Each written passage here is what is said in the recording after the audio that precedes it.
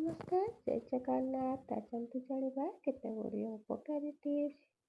ଏହି ଟିପ୍ସ ସବୁ ଜାଣିବା ଦ୍ୱାରା ଆମେ ଦୈନନ୍ଦିନ ଜୀବନରେ ବ୍ୟବହାର କରିବା ଆମର ବହୁତ ଉପକାର ହୋଇଥାଏ। ସନ୍ଧ୍ୟା ବେଳେ କେବେ ବି ଆମେ କୌଣସି ଠାରୁ ଲୁଣ କିରୋସିନି ଆଣିବା କଥା ନୁହେଁ ନା ଦେବା କଥା ନୁହେଁ। ଏହା କରିବା ଦ୍ୱାରା ଦାରିଦ୍ର୍ୟତା ବଢ଼ିଥାଏ। 2 ନମ୍ବର, ପ୍ରତିଦିନ ସକାଳେ ଯଦି କଳା ଗୁଆକୁ ରୁଟି ଖାଇବାକୁ ଦିଆଯାଏ, ଆପଣ ଦିଅନ୍ତି, ତାହେଲେ ଆପଣଙ୍କର ଶନି ଦଶା ଖଣ୍ଡନ ହୋଇଥାଏ। 3 ନମ୍ବର, କେବେ ବି କାହାରିକୁ ରୁମାଲ, ପେନ୍ ଏସବୁ ଜିନିଷ ଉପହାର ଦିଅନ୍ତୁ ନାହିଁ। କାହିଁକି ନା ଏସବୁ ଜିନିଷ ଉପହାର ଦେଲେ ଆମର ସମ୍ପର୍କ ଖରାପ ହୋଇଥାଏ। ଯଦି ବି ଆପଣ କାହାକୁ ଦେଉଛନ୍ତି, ତାଙ୍କ ପାଖରୁ 1 ଟଙ୍କା କି 2 ଟଙ୍କା ଆଣନ୍ତୁ। ମନେ ରଖନ୍ତୁ, ଅମାବାସ୍ୟା ଦିନ ଅଦରକାରୀ ଜିନିଷ ଫୋପାଡ଼ି ଦେବା ଉଚିତ। ଏହି ଦିନ ଯଦି ଘର ସଫା କରନ୍ତି ଏବଂ ଲୁଣ ପାଣିରେ ଘର ପୋଛା ମାରନ୍ତି, ତେବେ ଆପଣଙ୍କର ଘର ପାଇଁ ବହୁତ ଶୁଭ ହୋଇଥାଏ। ତେଣୁ ଏସବୁ କାର୍ଯ୍ୟ ନିଶ୍ଚିନ୍ତ କରନ୍ତୁ। 5 ନମ୍ବର, ପରିବାର ସମସ୍ତ ସଦସ୍ୟ ଯଦି ଏକାଠି ବସି ଭୋଜନ କରନ୍ତି, ଏହା କରିବା ଦ୍ୱାରା ପରିବାର ମଧ୍ୟରେ ସ୍ନେହ, ଶ୍ରଦ୍ଧା, ବିଶ୍ୱାସ, ଭଲ ପାଇବା ଏବଂ ସମ୍ପର୍କ ଏହିସବୁ ମଜବୁତ ହୋଇଥାଏ। ତାହେଲେ ଏହିପରି ପ୍ରତିଦିନ କରନ୍ତୁ। ଶନିବାର ଦିନ ଅସୁସ୍ଥ ଗଛ ମୂଳରେ ସୋରିଷ ତେଲର ଦୀପ ଜାଳି 7 ଥର ପରିକ୍ରମା କରିବା ଦ୍ୱାରା ଶନି ଦଶା କଟିଥାଏ। 7 ନମ୍ବର, ଯେଉଁ ଲୋକମାନେ ଦୂରକୁ ଯାଉଥିଲା ସମୟରେ ଘରକୁ ଫେରିଲା ବେଳେ କେବେ ବି ଖାଲି ହାତରେ ଘରକୁ ଫେରନ୍ତୁ ନାହିଁ।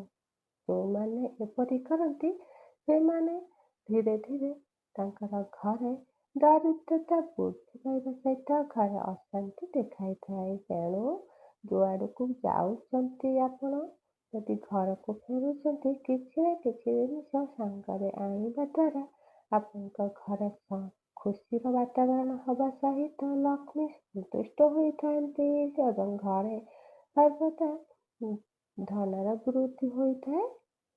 9 ନମ୍ବର, ଯେଉଁ ଲୋକମାନେ ବାହାରକୁ ଆସି ଜୋତା, ଚପଲ କିମ୍ବା ମୋଜା ଏଠି ସେଠି ଫୋପାଡ଼ି ଦିଅନ୍ତି, ଏହା ହେଉଛି ଖରାପ ଅଭ୍ୟାସ ଏବଂ ସେମାନଙ୍କର ଏଭଳି କରିବା ଦ୍ୱାରା ଶତ୍ରୁ ବୃଦ୍ଧି ହୋଇଥାଏ, ଘରର ଅମଙ୍ଗଳ ମଧ୍ୟ ହୋଇଥାଏ। ତେଣୁ ଯେତେବେଳେ ବି ଯୁଆଡ଼େ ଯାଉଛନ୍ତି, ଆସିଲେ ଘରେ ଦୁଆର ମୁହଁରେ କେବେ ଜୋତାକୁ ଫୋପାଡ଼ିକି ଆସନ୍ତୁ ନାହିଁ। ପ୍ରତ୍ୟେକ ଦିନ ସକାଳୁ ସୂର୍ଯ୍ୟଙ୍କୁ ଜଳ ଦାନ କଲେ ଏବଂ ଓମ୍ ଆଦିତ୍ୟ ନମଃ 9 ଥର ଜପ କରିବା ଦ୍ୱାରା ଘରେ ସୁଖ ଶାନ୍ତି ବୃଦ୍ଧି ପାଇବା ସହିତ ଆପଣ ଘର ମଙ୍ଗଳମୟ ହୋଇଥାଏ।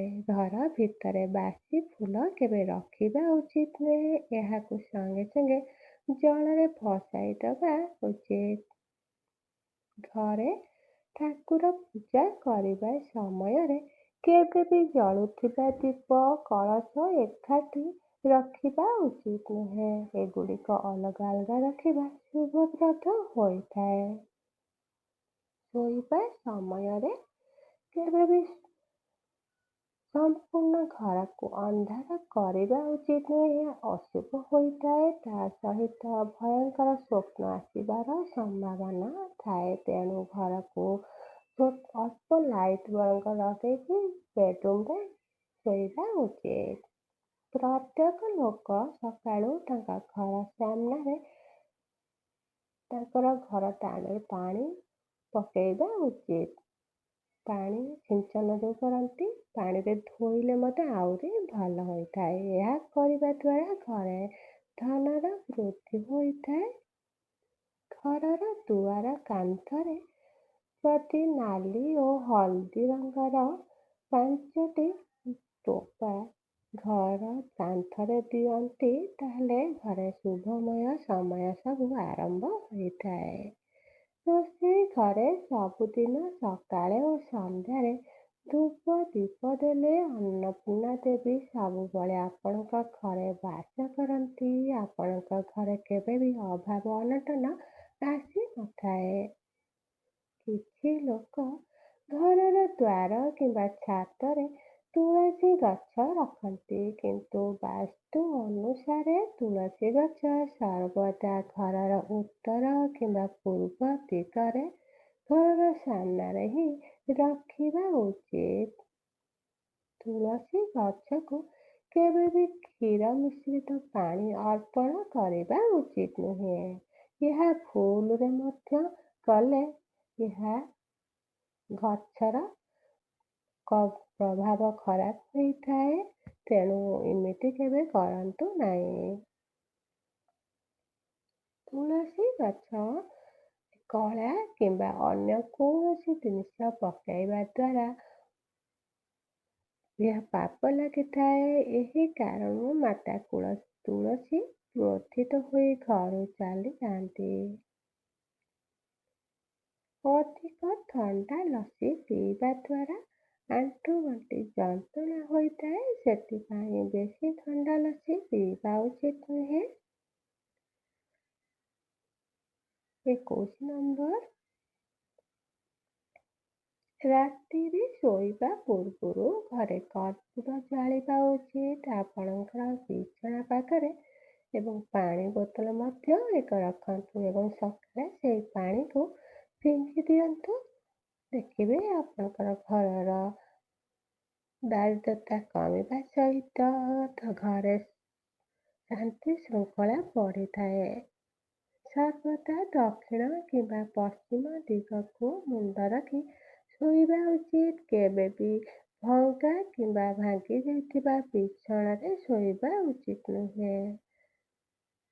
23 ନମ୍ବର, ପୂଜା କରିବା ସମୟରେ କେବେ ବି ଖାଲି ଭୂମିରେ ବସିବା ଉଚିତ ନୁହେଁ। ଭଗବାନଙ୍କୁ ପୂଜା କରିବା ସମୟରେ ଦିଗ ପ୍ରତି ମଧ୍ୟ ସତର୍କ ରହିବା ଉଚିତ। ଆମର ମୁହଁ ସବୁବେଳେ ପୂର୍ବ ଉତ୍ତର କିମ୍ବା ଉତ୍ତର ପୂର୍ବ ଦିଗକୁ ହେବା ଉଚିତ।